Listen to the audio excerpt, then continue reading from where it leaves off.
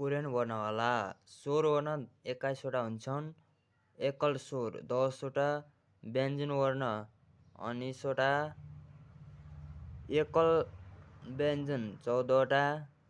अब हामीले एकल व्यञ्जन 14 वटा ग, न, द, र, म, ब, स, अ, ज, छ, ख, थ, फ, ह।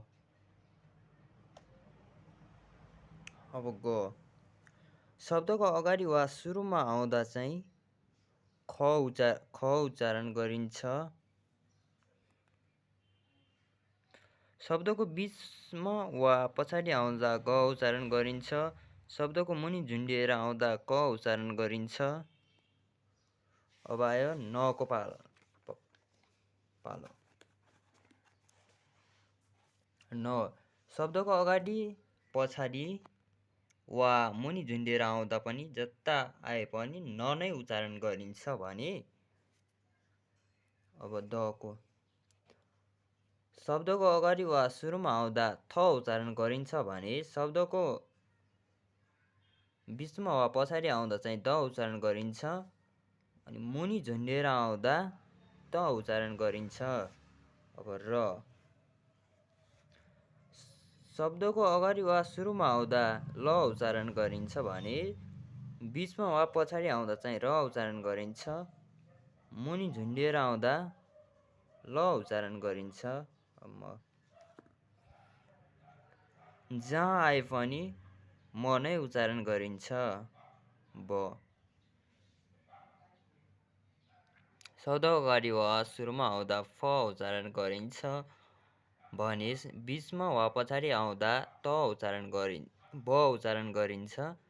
शब्दको मुनि झुन्डिएर आउँदा प उच्चारण गरिन्छ। अब सको शब्दको अगाडि पछाडि बीचमा आउँदा स उच्चारण गरिन्छ भने शब्दको मुनि झुन्डिएर आउँदा त उच्चारण गरिन्छ। अब अको स्वरसँग आउँदा यसको उच्चारण गरिँदैन। शब्दको मुनि झुन्डिएर आउँदा अङ उच्चारण गरिन्छ।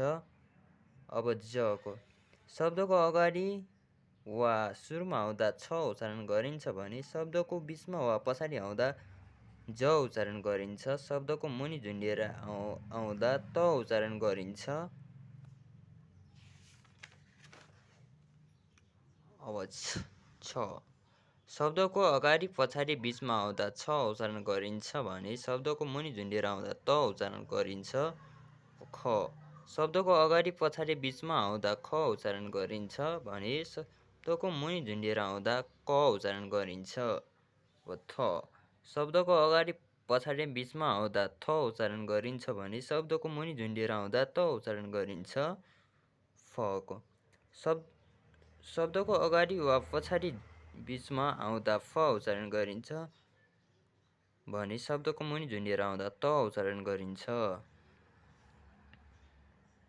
अब ह शब्दको अगाडि बीचमा आउँदा ह उच्चारण गरिन्छ भने शब्दको मुनि झुन्डिएर आउँदा त उच्चारण गरिन्छ। अब फेरि पनि यसलाई रिपिट गरौँ।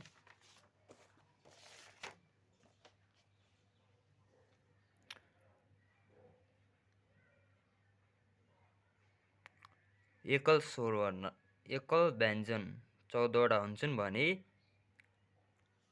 जस्तै ग, न, द, र, म, ब, स, अ, ज, छ, ख, थ, फ, ह।